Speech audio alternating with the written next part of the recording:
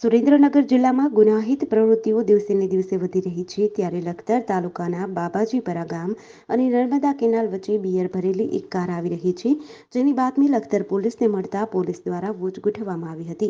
આ બાતમીવાળી શંકાસ્પદ કાર આવતા લખતર પોલીસ દ્વારા કારને રોકવાનો પ્રયત્ન કરતા કાર ચાલકે ત્યાંથી કાર ભગાડી મૂકી હતી.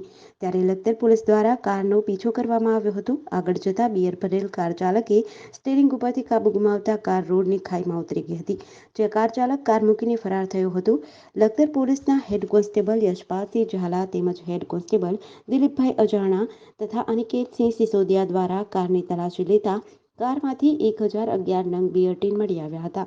પોલીસ દ્વારા 1011 બિયર ટીન જેની કિંમત ₹1,21,320 અને કિયા કાર જેની કિંમત ₹5 લાખ મળી કુલ ₹6,21,320નો મુદ્દામાલ જપ્ત કરી પોલીસ સ્ટેશનને હવાલે કર્યો હતો.